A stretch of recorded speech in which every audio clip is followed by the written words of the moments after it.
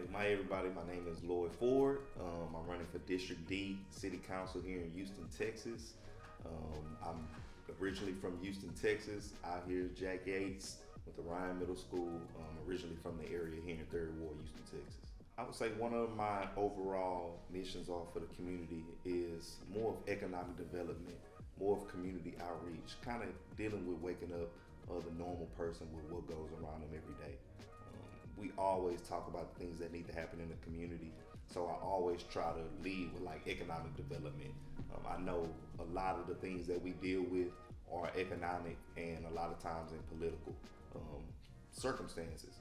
So we want to, for as the overall mission, we just want to make sure that the culture of what we bring in our community and what we leave our kids and our lineage with deals with economics, political aspirations as far as getting it done, using it as a tool that it is, education, our schools, and just dealing with a lot of systemic problems that kind of been going on through our community. For one, we lack as far as achieving the goals that we need to. Sometimes is the leadership that attains the business acumen in order to get some of these things done. We talk about what needs to be done, but in our communities, we have people standing in front of businesses. We have dilapidated buildings. We have a lot of things that are perpetuated that could just be solved with a little bit more care. So what our plan is to mainly is go through all these different ordinances and things that are already on the books and solve a lot of these issues just by giving a little bit more effort in them. Not having people standing in front of our businesses, drug sales, drug use.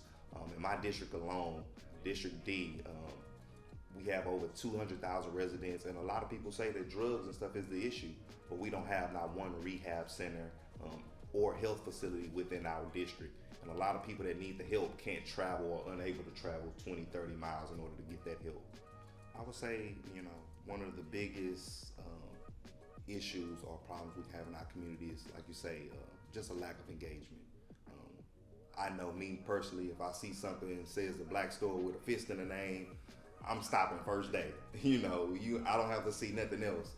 But we will have people that pass us up every day for 3 years and not know what we are and don't have it in their mind to seek. So I wish that we could. I think our biggest issue sometimes is just lack of engagement when it comes to community issues, what's going in our neighborhood, and a lack of interest.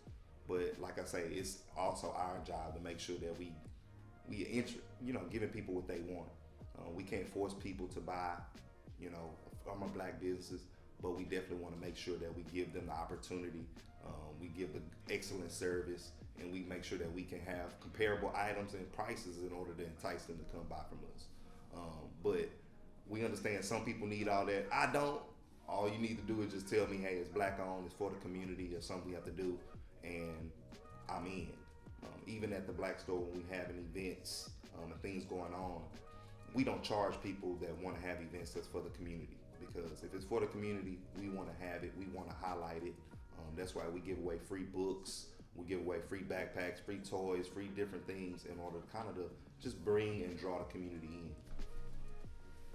Where are some of the main places that people can find these opportunities from you that you are giving out to the community? Or is it one of the main places they can see these events? We do so much promotion through our online sites at creativegroupEconomics.org, theblackstorinc.com, or our Instagram, Facebook.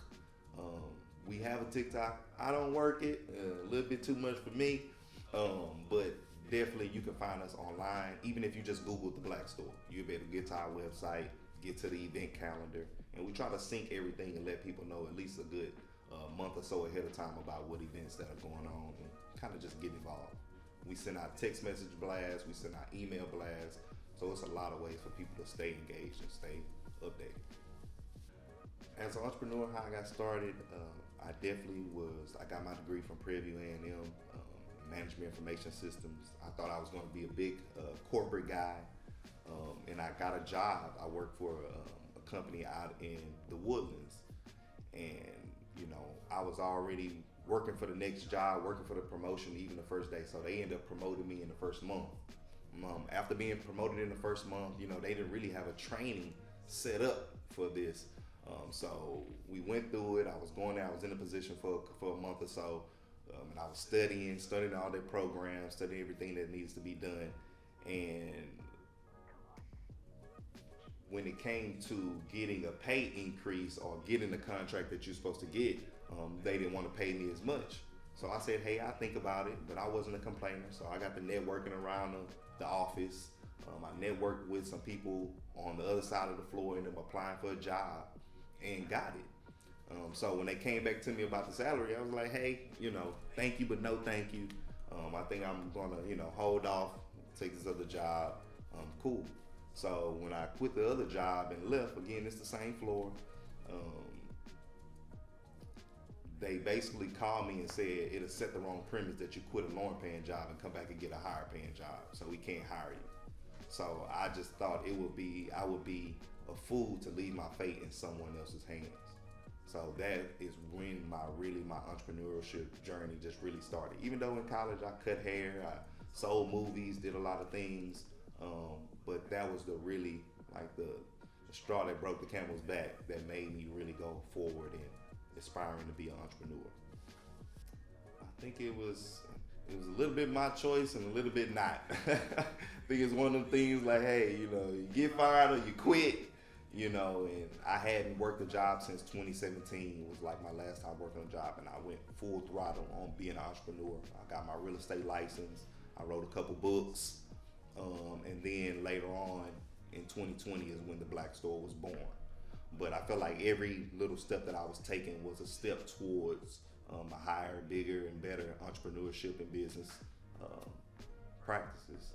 And then the Black Store was birthed. But we're not stopping there, and we're still going. To be honest, being the author route, it took me there. I think it was more of ideals and things that I had to get off of my own chest. It was more of research and things that I was doing. And I did a large, deep dive into history. And not only that, for my second book, I basically talked about a lot of the issues that plagued us in our community days and all the things that we do in the community. And that book is called Our Black Agenda, A Guide to Black Power. And in the back of the book, what we have is a glossary of all of the local officials and what do they do, their job descriptions, and what are they supposed to do and what are they in charge of. And I thought that was important because a lot of people, we know what we want to happen in our community, but we really never know who is the person that handles it. The biggest thing that inspired the book was all of the things that go on in our community. I study a lot with Dr. Amos Wilson and a lot of people. He has the blueprint for Black Power, and it really opened my eyes on a lot of the things and stats that go in our community. And again, he was preaching a lot of this stuff and how college wouldn't serve a large amount of people in the 90s. So really, he was speaking to my parents in 92, 93. I was born in 88, about things that we're just now seeing here in 2022. Because I'm sure a lot of people go to college, a lot of people that I went to school with, most of them are not working in the area that they study. And I think that was a lot of the message that he spoke to, and how the system that we're currently in won't serve us to a larger sense of degree unless we do a lot of work. Oh, that book was definitely written for Black people. It was written on a larger accountability of solutions and kind of what needs to happen in our community when it comes to education, economic development, the justice system, our community outreach, and also our political officials, and just taking a self-accountability. Because the book isn't just a book, it is also a workbook where it asks you questions on the different things that what you think and how it can be changed and what controls those levers. Because we have a community meeting once a month, every second Monday at the Black Store. And one thing we realize is everybody, even though they want to be engaged, that small niche of people still don't know who controls their community. Most people can't name their city councilman. And so we start to realize that sometimes that is where the issue lies. If you don't know who to go to about a problem, sometimes it just falls on deaf ears and they do nothing. One of the things I would like to be remembered for is building something sustainable, just not for my family, but for the community, in the sense of economic development, in the sense of attitudes, in the sense of just a whole sense of culture of how we operate around each other and in the Black community itself. How would you like your community to be remembered? I want my community to be remembered for all the greatness and the attitudes and how we treat each other, the economic and the businesses and the things that we set forth for the future, and just a whole sense of operations and things that we want to do between our own culture and how we operate with people of other cultures.